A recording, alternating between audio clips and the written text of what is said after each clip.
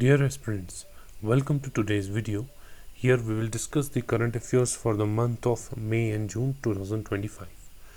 First of all, starting from the health sector, we have a very good news that J&K rivals India's best states in reduction of infant mortality. ना कि infant mortality ही बल्कि under 5 mortality rate and neonatal mortality rate में भी J&K के health sector ने काफ़ी अच्छी improvement दिखाई है.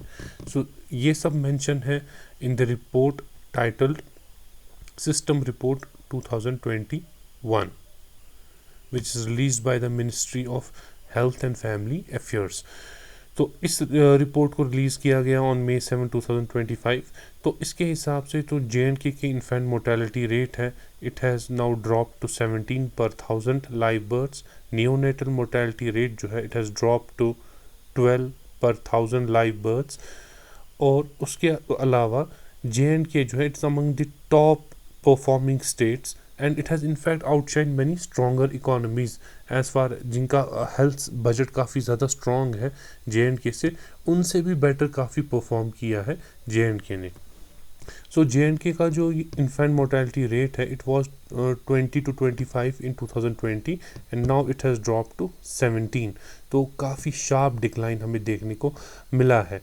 उसके अलावा अगर हम बात करें यहाँ पे J&K ने जो है इसमें 2020 का एक सस्टेनेबल डेवलपमेंट गोल भी अचीव किया हुआ है.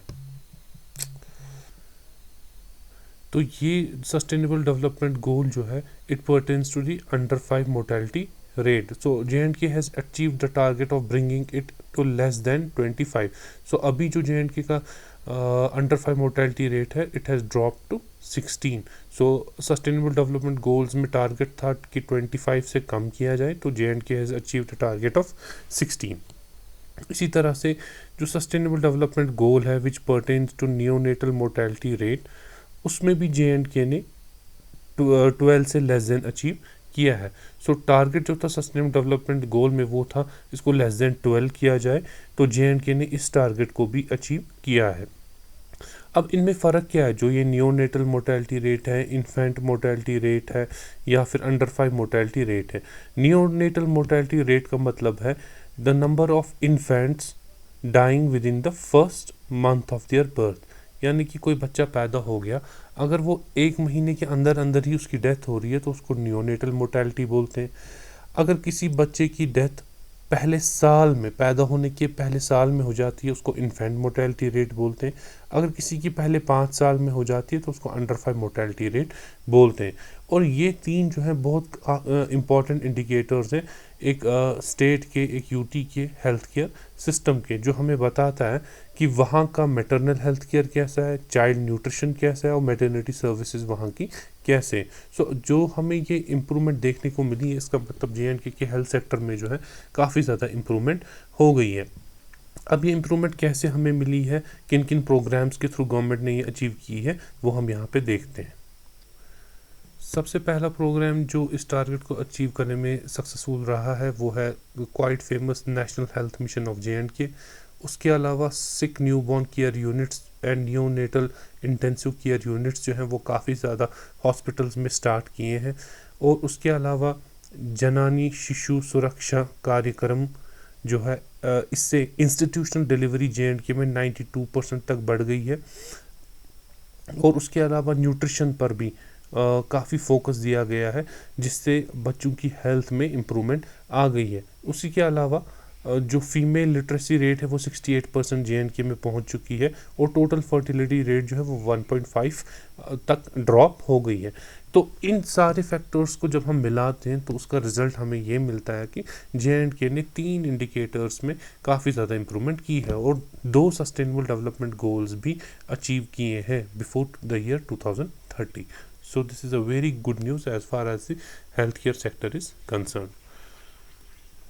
Now there has been some heated exchange over the Tulbul barrage project.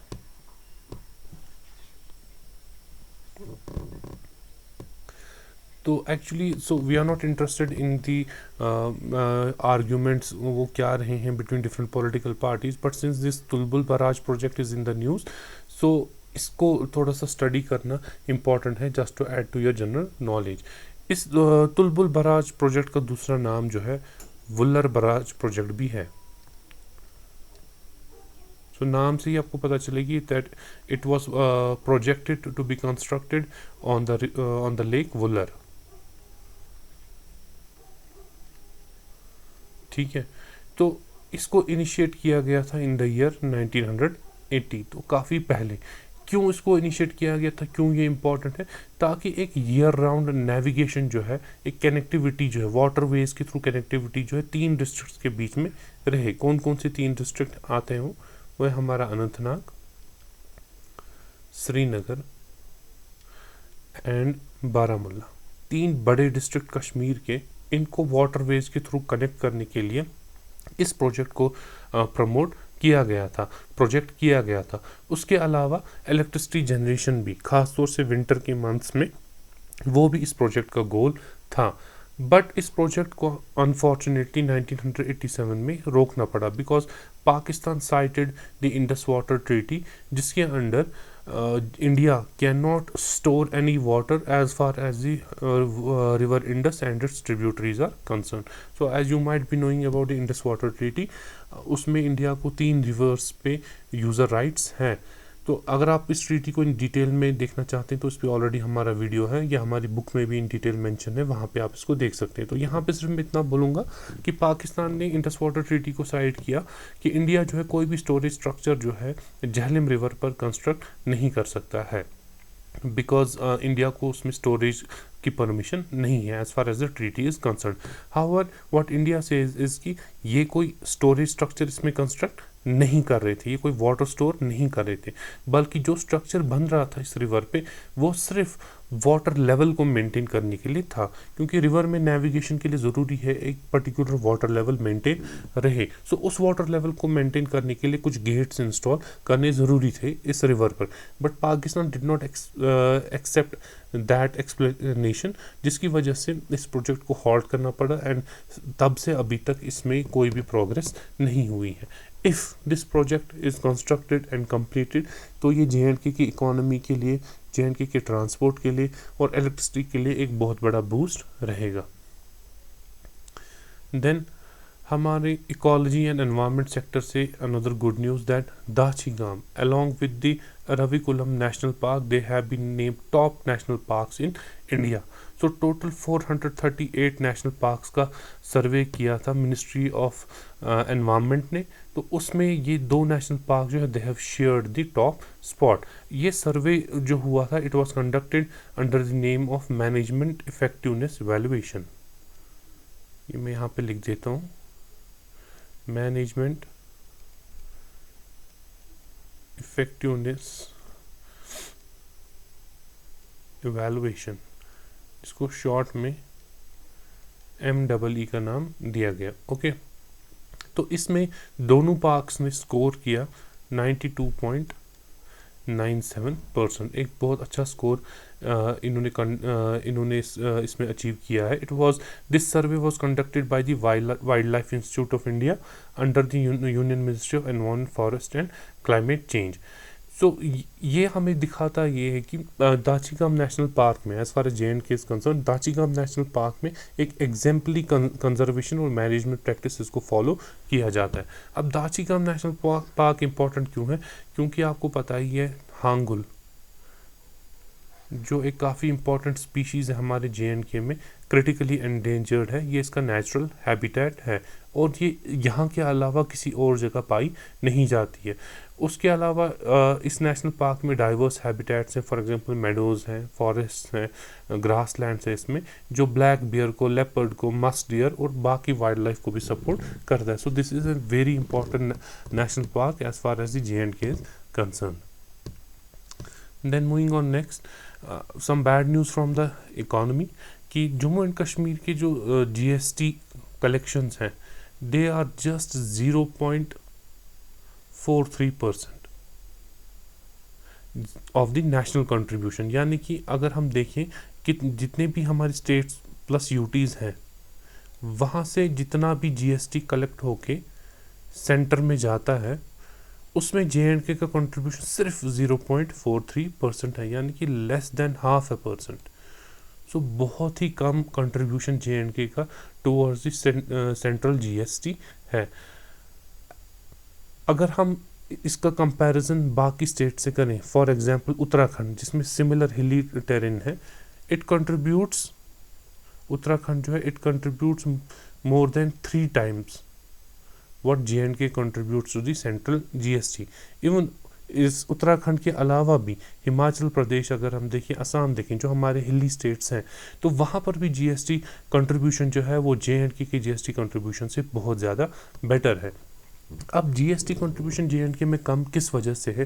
क्या इस वजह से है कि बिजनेसेस कंप्लाइंस नहीं दे रहे? क्या लेस नंबर ऑफ बिजनेसेस जो है वो रजिस्टर्ड हैं GST पोर्टल पर? नहीं, but there are 5 major reasons कि ऐसा डिक्लाइन यहाँ पे देखने को क्यों मिला है।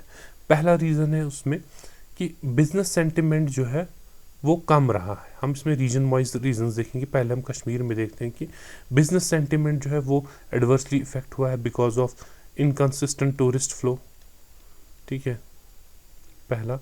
दूसरा रीज़न यहाँ पे लिमिटेड इंडस्ट्रीज। सो इंडस्ट्रियल एक्सपेंशन JNK में नहीं हुआ है उस लार्ज स्केल पर जिससे हमारी GST कलेक्शन इम्प्रूव हो जाती या कंट्रीब्यूशन इम्प्रूव हो जाती। सो कश्मीर में ये 2 रीजंस हैं कि lack of inconsistent tourist flow and limited industries. Now दूसरा, अगर हम जम्मू में देखें जहाँ पे ट्रेड और लॉजिस्टिक्स में हिस्टोरिकली बेटर परफॉर्मेंस रही है, वहाँ पर कंस्ट्रक्शन सेक्टर जो है वो काफ़ी डाउन रहा है। So there has been slow down in construction sector. उसके अलावा जो हमारे ट्रेडिशनल इकोनॉमिक मेन स्टेट्स रहे हैं, फॉर एग्जांपल हैंडीक्राफ्ट्स या हॉर्टिकल्चर, उसमें भी हमें एक कंटिन्यूस मोमेंटम या ग्रोथ देखने को नहीं मिली है। Horticulture and handicrafts, okay. उसके अलावा ये 3 रीजंस हैं। इन 3 के अलावा नंबर ऑफ बिजनेसेस जो रिटर्न्स फाइल कर रहे हैं वो तो बढ़ रहे हैं, बट उनका वैल्यू जो रिटर्न्स का है वो कम है। वो रिटर्न्स का वैल्यू कम क्यों है? बिकॉज इकोनॉमिक एक्टिविटी बिजनेसेस में ज़्यादा नहीं है। So low value GST returns जो हैं वो फाइल हो रहे हैं because of the lack of growth in the actual economic activity. और last but not the least वो है हमारा कि लार्ज स्केल मैन्युफैक्चरिंग सेक्टर हमारे पास नहीं है। तो we have lack of manufacturing sector large scale, ठीक है, कोई लार्ज स्केल मैन्युफैक्चरिंग सेक्टर हमारे पास नहीं है JNK में। उसके अलावा अभी जो हमारा इनफॉर्मल सेक्टर है वो काफ़ी ज़्यादा डोमिनेंट है। इनफॉर्मल सेक्टर मीन्स जो किसी टैक्स रेगुलेशंस के अंडर नहीं आते, वही ज़्यादा यहाँ पर बिजनेसेस में फैला हुआ है, इनफॉर्मल सेक्टर। और उसके अलावा weak purchasing power in rural belts.